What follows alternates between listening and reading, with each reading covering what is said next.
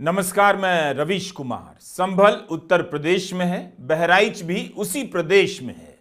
अक्टूबर में बहराइच, नवंबर में संभल, दिसंबर, जनवरी, फरवरी, मार्च का पता नहीं किस जिले में इस तरह की घटना दोहरा दी जाए। कई बार लगता है कि उत्तर प्रदेश को लंबे समय के लिए सांप्रदायिक माहौल में झोंकने के लिए तैयार किया जा रहा है। अब तय उत्तर प्रदेश को करना है, इसी चक्र में रहना है या निकलना है। इस तरह की घटनाएं उत्तर प्रदेश के बारे में क्या कह रही हैं?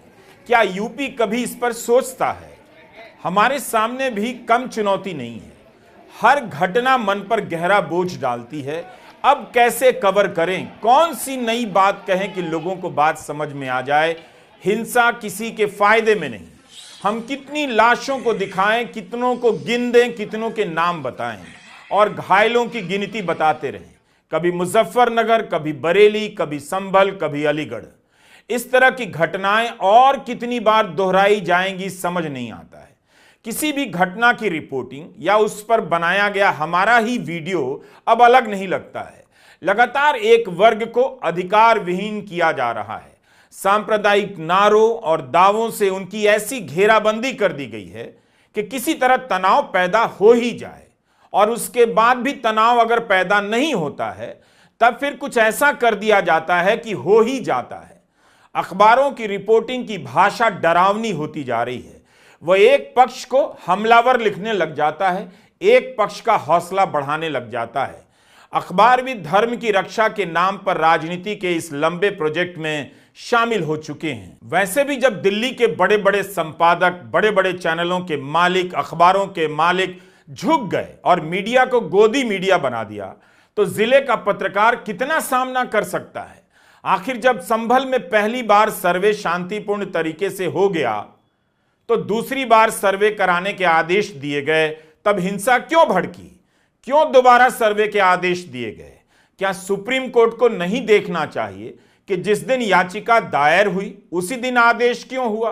कई लोग इसे लेकर सवाल उठा रहे हैं। मीडिया रिपोर्ट के अनुसार 19 नवंबर 2024 को स्थानीय कोर्ट में एक याचिका दायर होती है। लिखा जाता है कि 1526 में मंदिर ढहाकर यहां मस्जिद खड़ी की गई। 8 लोगों ने याचिका दायर की और इसमें ज्ञानवापी मामले में वकील हरिशंकर जैन भी शामिल थे। दावा किया गया कि कल्कि भगवान के सदियों पुराने श्री हरिहर मंदिर का जबरन इस्तेमाल किया जा रहा है और यह ऐतिहासिक तथ्य है। इस तरह की बातें कही गई हैं कि कलयुग में कल्कि भगवान यहीं अवतरित होने वाले हैं। यहीं याचिका में यह भी मांग की गई कि याचिकाकर्ताओं को मस्जिद के अंदर प्रवेश करने की अनुमति मिले। चंदौसी की जामा मस्जिद एएसआई की संरक्षित इमारतों की सूची में है। याचिकाकर्ताओं ने एएसआई पर भी आरोप लगाया कि उसके पास इमारत का नियंत्रण नहीं। इस याचिका के दर्ज होने के कुछ ही घंटों के भीतर चंदौसी में सीनियर डिवीजन के सिविल जज आदित्य सिंह ने आदेश जारी कर दिया, एक एडवोकेट जनरल की नियुक्ति कर दी और उन्हें मस्जिद में शुरुआती सर्वे करने के लिए कह दिया गया। संभल का जो मामला आपने बताया, पूरा प्रकरण उठा के देखिए कैसे हुआ। मथुरा में सर्वे हुआ, कोई हिंसा नहीं हुई। काशी में सर्वे हुआ, कोई हिंसा नहीं हुई। ये सरकार प्रायोजित हिंसा है, ये साजिश के तहत कराई गई हिंसा है। एक ही घंटे में निर्णय आ जाता है बगैर दूसरे पक्ष को सुने, और एक ही घंटे में सर्वे शुरू हो जाता है। ऐसा किसी आम आदमी के विषय में न्यायालय की कार्रवाई और प्रशासन की कार्रवाई आपने देखी है? तो ये सरकार प्रायोजित हिंसा है। याचिका जिस दिन दायर हुई उसी दिन आदेश आता है, उसी दिन सर्वे शुरू हो जाता है। सर्वे शांतिपूर्ण तरीके से हो भी गया था। हिंसा तब भड़की जब 24 नवंबर को दोबारा सर्वे शुरू हुआ। वीडियो है कि सर्वे की टीम के पीछे पीछे धार्मिक नारे लगाते हुए लोग चल रहे हैं। उन्हें कोई नहीं रोक रहा है। उनके हौसले को देखकर लग रहा है इनका इरादा क्या था। ये कौन लोग थे? क्या ये भी सर्वे की टीम का हिस्सा थे? क्या इनकी कभी जिम्मेदारी या भूमिका तय हो पाएगी? क्या ये लोग भड़काने के आरोपी नहीं हो सकते हैं? लगता है बीजेपी का पेट अभी मणिपुर से भरा नहीं है और इसीलिए बीजेपी ने पूरे देश को मणिपुर बनाने की ठान ली है। उत्तर प्रदेश के संभल में हुआ विवाद और उसके बाद की हिंसा में 4 लोगों की मौत। योगी आदित्यनाथ की सरकार, उनके प्रशासन, उनकी पुलिस की ही नाकामयाबी नहीं है, बल्कि मुसलमानों के खिलाफ उनकी नफरत का सीधा सीधा नतीजा है। जिस तरीके से खाकी वर्दी पहनने वाले चिल्ला चिल्ला कर कह रहे हैं गोली चला बे, जिस तरीके से सर्वे करने वालों के साथ नारेबाजी करते हुए एक भीड़ चल रही है, ये सारी बातें इस ओर इशारा करती हैं कि षड्यंत्र के तहत पूरा मामला रचा गया है। एक पैटर्न है और ये एक सेट पैटर्न है, जहां सुर्खियां बटोरने के लिए, टीवी पर आने के लिए कुछ लोग लोअर कोर्ट में अपील डालेंगे, फिर ऑर्डर आ जाएगा, मस्जिदें खोदी जाएंगी, बवाल होगा और बीजेपी अपनी राजनीतिक रोटियां सेकेगी। लेकिन जिन लोगों की जान जाएगी उसका जिम्मेदार कौन है? याचिका दायर होने के तुरंत बाद सर्वे का आदेश जारी होता है। संभल में तनाव का माहौल बन जाता है। इसे लेकर कई लोग सवाल उठा रहे हैं। यह देखने का काम हाईकोर्ट और सुप्रीम कोर्ट का है। मीडिया में सर्वे का आदेश देने वाले जज की टिप्पणी छपी है कि यदि प्रश्नाधीन स्थल के बारे में अदालत के समक्ष रिपोर्ट प्रस्तुत की जाती है तो अदालत को मुकदमे का फैसला सुनाने में मदद मिलेगी। इसलिए न्याय के हित में आवेदन 8C को इस शर्त के साथ स्वीकार किया जाता है कि सर्वेक्षण के समय नियुक्त अधिवक्ता आयुक्त को पूरी कार्रवाई की मौके पर फोटोग्राफी और वीडियोग्राफी करानी चाहिए। सर्वे को लेकर निचली अदालतों की भूमिका और आदेशों की इन दिनों बहुत चर्चा हो रही है। संभल में नईम अहमद, नुमान, कैफ, बिलाल अंसारी की हत्या हो गई। बहराइच में राम गोपाल मिश्रा की हत्या हो गई। संभल के हिंसा में 5 नौजवान मारे गए। कब तक यूपी के नौजवान इस पागलपन की आड़ में मारे जाते रहेंगे? क्या यही इस हिंसा के दोषी थे? इनकी तो जान चली गई हमेशा हमेशा के लिए।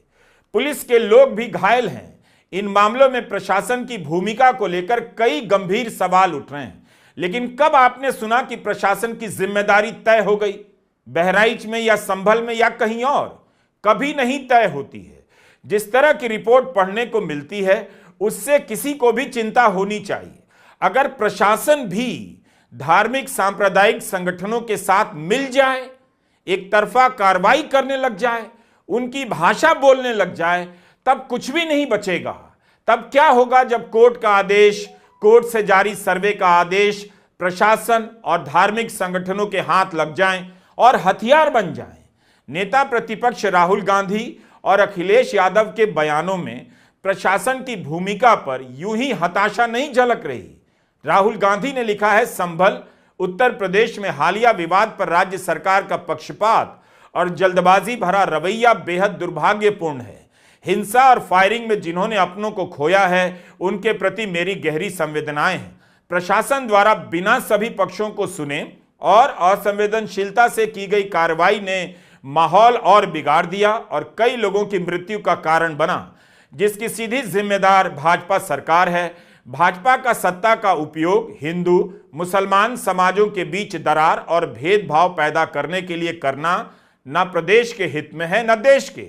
मैं सुप्रीम कोर्ट से इस मामले में जल्द से जल्द हस्तक्षेप कर न्याय करने का अनुरोध करता हूं। अखिलेश यादव लिखते हैं कि सर्वे के नाम पर तनाव फैलाने की साजिश का सर्वोच्च न्यायालय तुरंत संज्ञान ले और जो अपने साथ सामाजिक सद्भाव बिगाड़ने के उद्देश्य से नारेबाजों को ले गए उनके खिलाफ शांति और सौहार्द बिगाड़ने का मुकदमा दर्ज हो और उनके खिलाफ बार एसोसिएशन भी अनुशासनात्मक और दंडात्मक कार्रवाई करे। उत्तर प्रदेश शासन प्रशासन से ना कोई उम्मीद थी ना है। ये दुखद है जो घटना हुई है। हमारे सांसद जियाउर रहमान जब संभल में ही नहीं थे और उसके बावजूद भी उन पर एफआईआर दर्ज करना, ऐसा उदाहरण कभी किसी को मिला होगा देखने को, सुनने को?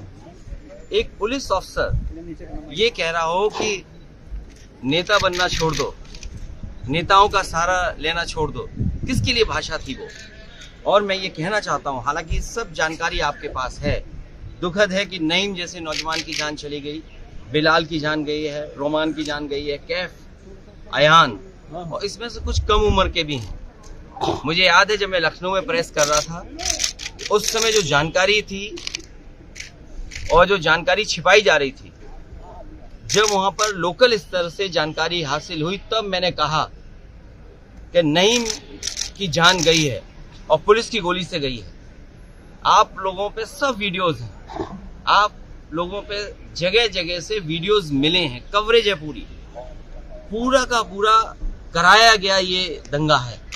और किसने कराया? सरकार ने कराया, क्योंकि सरकार जो बेईमानी कर रही थी, सरकार जिसने वोट लूटा, सरकार ने जिसने मशीन पर ईवीएम की बटन बार बार पुलिस से दबाई, प्राइवेट ड्रेस में पुलिस लगाई, उस चुनाव में इनकी धांधली, इनकी चोरी न पकड़ी है, इसलिए जानबूझ करके संभल में घटना कराई है। बुलडोजर का इस्तेमाल भयंकर रूप से होता रहा कई साल तक, लेकिन सुप्रीम कोर्ट ने व्यवस्था देने में कितनी देर लगा दी, और जब व्यवस्था देने की बारी आई तो कोर्ट ने यही कहा इसका इस्तेमाल असंवैधानिक तरीके से हो रहा था।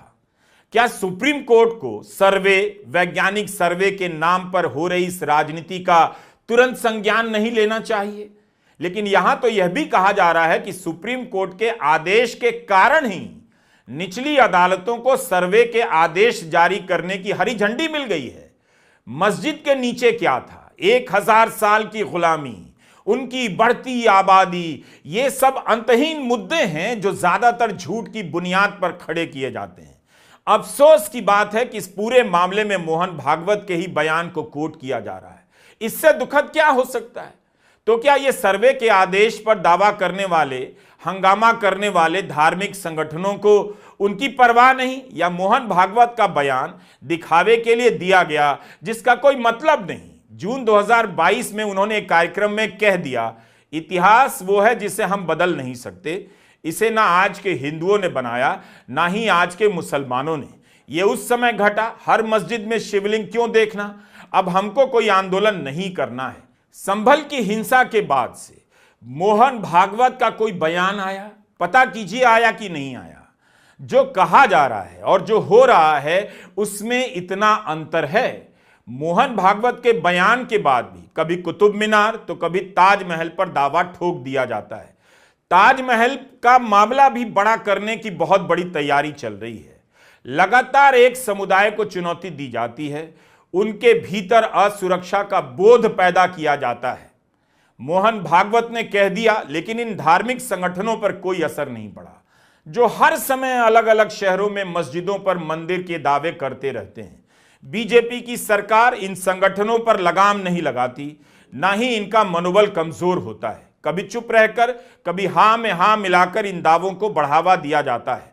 मोहन भागवत के बयान के बाद भी आरएसएस का ही स्टैंड इन मुद्दों पर स्पष्ट नहीं है। मोहन भागवत को यह बात क्यों कहनी पड़ रही है, जबकि 1991 का उपासना स्थल कानून साफ साफ नए और पुराने दावों को रद्द करता है। आखिर कितनी मस्जिदों के नीचे क्या है? इसके दावे कब तक होते रहेंगे? सर्वे कब तक होते रहेंगे? उन्हीं जिलों में, यूपी के उन्हीं जिलों में कॉलेजों में कितने टीचर हैं, कितने पढ़ाने लायक टीचर हैं, अस्पतालों में कितने डॉक्टर हैं, इसे लेकर सर्वे की मांग कोई नहीं करता। हमने कितने वीडियो में कहा कि अस्पताल हिंदी प्रदेशों में घटिया हैं, बिना इलाज के लोग सड़कों पर अस्पताल के भीतर मर जाते हैं, स्कूल कॉलेज खराब हैं, ट्यूशन कोचिंग के लिए मजबूर किए जा रहे हैं माँ बाप। 15-15 साल स्कूल कॉलेज में बिताकर 2 लाइन पढ़ना नहीं आ रहा है। इस पर जोरदार बहस नहीं होती, लेकिन मस्जिद के नीचे पहले क्या था, सिर्फ एक सवाल से लोगों की आंखों में चमक पैदा की जा रही है। उत्तर प्रदेश की सरकार बराबर चाहती है कि उत्तर प्रदेश बर्बाद रहे, वहां हिंसा हो, दंगे हो, फसाद हो, नफरत की भाषा हो, बुलडोजर हो, जिससे यूपी बर्बाद हो। क्यों नहीं जाता अमित शाह का बेटा ऐसे मामलों में? वो तो हजारों करोड़ रुपए का धंधा कर रहा है और हमारे नौजवानों को लगा रखा है धर्म के नाम पे जाओ झगड़ा करो। इसमें कौन बर्बाद हो रहा है? क्या किसी बीजेपी के नेता का लड़का बर्बाद हो रहा है? उत्तर प्रदेश का वो नौजवान जो बेरोजगार है, जिसके हाथ में काम नहीं है, उसके दिमाग में आपने धार्मिक उन्माद पैदा कर रखा है। अभी अडानी के भ्रष्टाचार का मामला चल रहा है, दंगा फसाद करा दिया, चलो उस पे लग जाओ। 100 साल से यह सब चल रहा है। मस्जिद के सामने से निकलने वाली शोभा यात्रा का इतिहास अगर 100 साल से चला आ रहा है, तो सर्वे के नाम पर मस्जिदों पर दावा करने का इतिहास भी उतना ही पुराना है। सर्वे सांप्रदायिकता का नया राजनीतिक और अदालती हथियार है। आप हिंदी अखबारों को निकालकर पढ़िए तो ध्यान से। जब सर्वे का आदेश होता है तब उन जिलों का माहौल कैसा हो जाता है, कैसी कैसी खबरें छपती हैं, दिन रात इसी की चर्चा होने लग जाती है। पहले मंदिर था, अब मस्जिद है। इस राजनीति से किसी गरीब का, किसी मिडिल क्लास का घर अच्छा हो गया क्या? जिनके पास पैसे हैं या लोन ले सकते हैं, वो अपने बच्चों को यहां से अमेरिका भगाने में लगे हैं। अमेरिकी कॉलेजों में भारतीय छात्रों की बाढ़ आ गई है। ये बच्चे क्यों भगाए जा रहे हैं? इसका जवाब खोजकर देखिए तो इन्हीं कारणों में आपको मिलेगा। सुप्रीम कोर्ट की नाक के नीचे बुलडोजर का जुल्म चलता रहा, राजनीति में उसे नारा बना दिया गया, कानून व्यवस्था का प्रतीक बना दिया गया। एक दिन जब बहुत अति हो गया तो कोर्ट को ही कहना पड़ा असंवैधानिक है।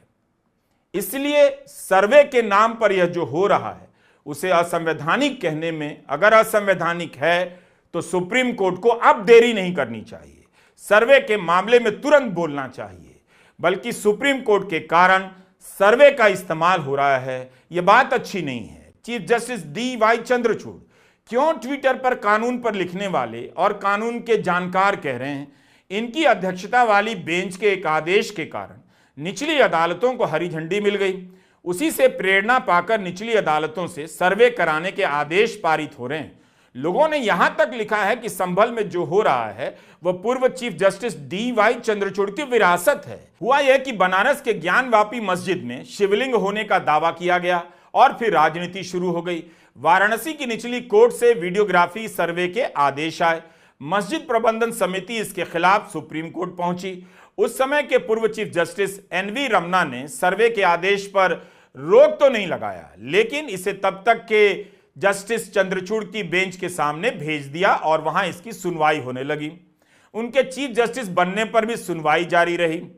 सुनवाई के दौरान चीफ जस्टिस DY चंद्रचूड़ ने मस्जिद प्रबंधक समिति से कह दिया, आपके लिए हिंदू पक्ष की मांग बेतुकी हो सकती है, फ्रिवलस हो सकती है, मगर वह उनके लिए आस्था का सवाल हो सकता है। चंद्रचूड़ की यह मौखिक टिप्पणी निचली अदालतों के लिए हरी झंडी बन गई, ऐसा लिखा जा रहा है। अब हमें यहां पर 1991 के उपासना स्थल कानून के बारे में भी समझना होगा। यह कानून कहता है कि भारत में अयोध्या को छोड़कर जो भी उपासना के स्थल हैं, किसी भी धर्म के और धर्म के भीतर किसी भी संप्रदाय के, उनका अब कैरेक्टर नहीं बदला जाएगा। अगर कोई दावा करेगा तो देखा जाएगा कि 15 अगस्त 1947 को उस स्थल का कैरेक्टर क्या था, जो था वही रहेगा, उसी के आधार पर तय होगा। यह कानून इसलिए बनाया गया ताकि हर दूसरी मस्जिद को लेकर या किसी भी उपासना के स्थल को लेकर दावे ना होने लग जाएं और देश नफरत की राजनीति के चक्र में ना फंस जाए। तो जब कैरेक्टर नहीं बदल सकता, देश का ही कानून है। इस कानून की तारीफ सुप्रीम कोर्ट ने राम मंदिर बनाने के आदेश देने वाले फैसले में भी की है। तब ये सर्वे क्यों हो रहे हैं? ठीक है, खुदाई पर रोक लगा दी गई, लेकिन सर्वे के राजनीतिक असर को आप अनदेखा नहीं कर सकते हैं। सर्वे से पहले, सर्वे के दौरान और उसके बाद वहां क्या था, नीचे क्या था, बगल में क्या था, पीछे क्या था, ऊपर क्या था, इसे लेकर तमाम दावे राजनीति के लिए बारूद का काम करते रहते हैं। एक बार सर्वे होगा तो उस दौरान ही मीडिया में तरह तरह की बातें, दावे छपने लग जाते हैं, तरह तरह की धारणाएं बनाई जाती हैं कि वहां क्या था और क्या होना चाहिए। राजनीतिक संगठनों के लिए माहौल बनाने वाले इन धार्मिक संगठनों को यही चाहिए कि बहस किसी तरह चलती रहे, तनाव होता रहे और नौजवान मर जाएं उसकी चपेट में, इससे किसी को परवाह नहीं। अगस्त 2023 में इस सुनवाई के दौरान वरिष्ठ वकील हुजैफा अहमदी ने कहा था कि अगर सर्वे की अनुमति दी गई तो 1991 के उपासना स्थल कानून का उल्लंघन होगा। हुजैफा अहमदी ने कोर्ट के सामने कहा कि यह प्रक्रिया ऐसी है कि आप अतीत के घावों को फिर से खोल रहे हैं। जब आप एक सर्वेक्षण शुरू करते हैं तो आप अतीत के घावों को उजागर कर रहे हैं और यह वही चीज है जिसे पूजा स्थल अधिनियम प्रतिबंधित करना चाहता है। चीफ जस्टिस DY चंद्रचूड़ की बेंच में justice JB Pardiwala, justice Manoj Mishra भी थे। मूल बात सर्वे की अनुमति को लेकर है। कहा गया कि 1991 के कानून के बाद भी 2003 में बाबरी मस्जिद का सर्वे हुआ, लेकिन 1991 के कानून में अयोध्या को अपवाद किया गया था। उसके अलावा देश के सभी धार्मिक स्थलों पर ऐसे दावों और मुकदमों पर रोक लगा दी गई। जब 15 अगस्त 1947 के दिन जैसा भी था उसे नहीं बदला जा सकता, तब फिर इस तरह के सर्वे के क्या मतलब हैं? ऐसे सर्वे के बाद जो तनाव पैदा होता है, नागरिकों का जीवन खतरे में पड़ता है, स्कूल बंद होते हैं, शहर में कर्फ्यू लगता है। सुप्रीम कोर्ट का यह फैसला मई 2022 में आया था। इसमें चीफ जस्टिस DY चंद्रचूड़ ने कहा, सर्वेक्षण या अध्ययन 1991 कानून के प्रावधानों का उल्लंघन नहीं करता। मई 2022 में पहला सर्वेक्षण पूरा हो गया। जुलाई 2023 में वैज्ञानिक सर्वेक्षण भी हो गया। मस्जिद प्रबंधन समिति ने इलाहाबाद हाईकोर्ट में चुनौती दी, सफलता नहीं मिली। इलाहाबाद हाईकोर्ट ने कहा वैज्ञानिक सर्वे दोनों पक्षों के लिए अच्छा है। अगस्त 2023 में चीफ जस्टिस DY चंद्रचूड़ की बेंच ने इलाहाबाद हाईकोर्ट के ऑर्डर पर स्टे लगाने से मना कर दिया। इस बीच एक और मामला सुप्रीम कोर्ट पहुंचता है। सितंबर 2023 में जस्टिस संजय किशन कौल और जस्टिस सुधांशु धूलिया की बेंच के सामने मथुरा का मामला आता है। श्री कृष्ण जन्मभूमि मुक्ति निर्माण ट्रस्ट ने अपनी याचिका में मांग की कि मथुरा की शाही ईदगाह मस्जिद का वैज्ञानिक सर्वे कराया जाए। सुप्रीम कोर्ट ने इनकी याचिका पर विचार करने से इनकार कर दिया, लेकिन कोर्ट ने फैसला लेने का अधिकार इलाहाबाद हाईकोर्ट पर छोड़ दिया।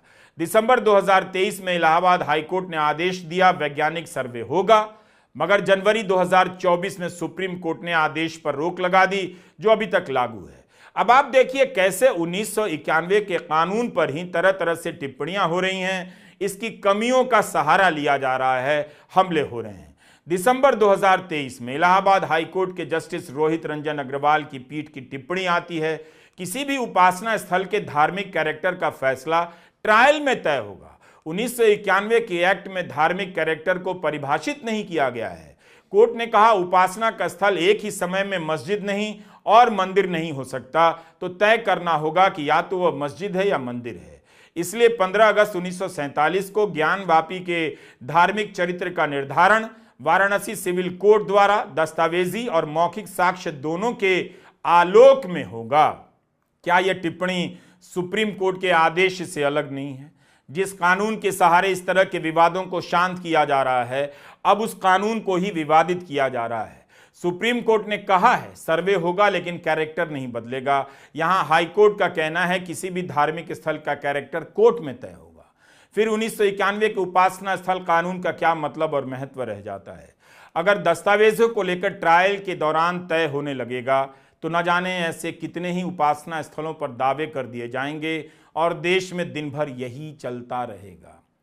इसलिए इस बात को लेकर सतर्क होने की जरूरत है कि क्या अब आगे की सांप्रदायिक राजनीति के लिए, उसमें प्रशासन का इस्तेमाल करने के लिए न्यायिक प्रक्रिया का सहारा लिया जा रहा है। सुप्रीम कोर्ट को चाहिए कि उपासना स्थल के बारे में भी तुरंत राय दे। 2019 के अयोध्या जजमेंट में सुप्रीम कोर्ट ने 1991 के एक्ट के बारे में विस्तार से चर्चा की है। कोर्ट ने कहा 2 मकसदों को पूरा करने के लिए यह कानून बनाया गया। पहला, किसी भी धार्मिक स्थल के रूपांतरण पर रोक लगा दी गई, यानी अगर वो मस्जिद है तो आप मंदिर नहीं कर सकते, अगर मंदिर है तो मस्जिद नहीं कर सकते। दूसरा, यह साफ कर दिया गया कि 15 अगस्त 1947 को जो भी उस स्थल का कैरेक्टर है अब नहीं बदलेगा। सुप्रीम कोर्ट ने इस कानून की व्याख्या करते हुए लिखा है कि कानून के सेक्शन 3 में किसी भी धर्म के पूजा स्थल को उसी धर्म के किसी दूसरे संप्रदाय या किसी दूसरे धर्म के पूजा स्थल में नहीं बदलने की बात कही गई है। इस संदर्भ में पूजा स्थल या प्लेस ऑफ वर्शिप की सबसे व्यापक परिभाषा दी गई है। यह परिभाषा सभी धर्मों और संप्रदायों के सभी सार्वजनिक स्थलों को शामिल करती है। कोर्ट ने अयोध्या जजमेंट में कहा है कि यह सकारात्मक दायित्व बनता है कि 15 अगस्त 1947 को जो कैरेक्टर था उसे बरकरार रखा जाए। इसलिए 1991 के कानून में कहा गया, इस मकसद को हासिल करने के लिए इस तरह के मुकदमे भी रद्द किए जाते हैं जो पहले से चल रहे थे और अब आगे मुकदमे नहीं होंगे। जब सब कुछ इतना साफ साफ लिखा है तब फिर सर्वे और मस्जिद के नीचे मंदिर के दावे क्यों हो रहे हैं? दैनिक भास्कर में यूपी के मंत्री योगेंद्र उपाध्याय का बयान छपा है। मंत्री जी कह रहे हैं जहां भी कोई विवाद हो रहे हैं वहां पर सर्वे टीम जा रही है और वो अपना काम कर रही है, इससे ऐतराज क्यों किया जाता है? यदि वो लोग सही हैं तो उनको ऐतराज नहीं होना चाहिए, अगर गलत हैं तो छिपाना नहीं चाहिए। जो लोग सरकारी आदेश या न्यायालय के आदेश पर जा रहे हैं उन पर पथराव करने की क्या जरूरत है, बैठकर बात करें। लेकिन सर्वे की टीम के साथ धार्मिक नारे लगाते हुए जो लोग जा रहे हैं वो क्या कर रहे हैं? तो पहले विवाद करो, फिर कोर्ट जाओ, सर्वे का आदेश लाओ, फिर तनाव पैदा हो। जब 1991 के आदेश से किसी स्थल का कैरेक्टर वही रहेगा जो 15 अगस्त 1947 को था, तब इस विवाद का क्या मतलब है? बैठकर बात करने का क्या मतलब है? अयोध्या जजमेंट में सुप्रीम कोर्ट ने उस समय के गृह मंत्री शंकर राव भावराव चौहान को भी कोट किया है। केंद्रीय गृह मंत्री ने कहा कि यह कानून किसी उपासना स्थल को जबरन बदलने से रोकने के लिए बनाया गया है ताकि नए विवाद पैदा ना हो, पुराने विवाद जिंदा नहीं किए जाएं जिन्हें लोग अब भूल चुके हैं। सुप्रीम कोर्ट ने लिखा है कि इस कानून के पीछे एक उद्देश्य है। यह कानून हमारे देश के इतिहास और भविष्य के बारे में है। इतिहास के गलतियों का सुधार लोग कानून को अपने हाथों में लेकर नहीं कर सकते हैं। पूजा स्थल के धार्मिक चरित्र को संरक्षित कर संसद ने स्पष्ट कर दिया कि इतिहास और उसकी गलतियों का इस्तेमाल वर्तमान और आने वाले भविष्य को कुचलने के लिए नहीं किया जा सकता। दिख रहा है कि अब अगली बहस इस कानून को लेकर होने वाली है। दरअसल मुद्दे खोजे जा रहे हैं ताकि टीवी के सामने लोगों को चकित किया जा सके। उनकी हालत खराब है, आर्थिक हालत, उससे उनका ध्यान हटाना है। अयोध्या जजमेंट में सुप्रीम कोर्ट ने विस्तार से 1991 के कानून की सराहना की है। फिर सवाल उठता है, जस्टिस DY चंद्रचूड़ ने चीफ जस्टिस बनने के बाद सर्वे का आदेश देकर अयोध्या जजमेंट में लिखी अपनी ही बात को उलट नहीं दिया। चंद्रचूड़ ने कहा, सर्वेक्षण या अध्ययन करना कानून के तहत इसकी वर्तमान धार्मिक स्थिति को बदलने के बराबर नहीं है। लेकिन संभल से लेकर मथुरा और वाराणसी में सर्वे के आदेश, सर्वे की मांग से क्या अध्ययन हो रहा है? आखिर इन आदेशों के असर में इतिहास नहीं बदल जाएगा, इसकी गारंटी कौन दे सकता है? उससे पहले इन दावों को लेकर जो तनाव पैदा हो रहे हैं, नागरिक मारे जा रहे हैं, उन्हें कौन बचाएगा? आज आप सबके सामने लोग कानून हाथ में लेकर इतिहास की गलतियों को ठीक करने के लिए उतर रहे हैं और प्रशासन को इस खेल में आगे किया जा रहा है। कानून का इस्तेमाल हो रहा है। एक समय था जब इस तरह के सांप्रदायिक झगड़ों के समय लोग कोर्ट की कस्में खाते थे कि वहां साबित होने दीजिए। अब कोर्ट से सर्वे के आदेश लेकर आते हैं, मस्जिदों में सर्वे के नाम पर दावे करते हैं और राजनीतिक लड़ाई होती है। राम मंदिर निर्माण का फैसला आया तब सबने कहा आगे अब शांति रहेगी, लेकिन आपने आसपास सर्वे की राजनीति की तरफ नजर उठाइए, भारत आपको वही मिलेगा जहां बाबरी मस्जिद के खिलाफ शुरू हुई राजनीति के समय खड़ा था। कुछ भी नहीं बदला है। नमस्कार, मैं रवीश कुमार।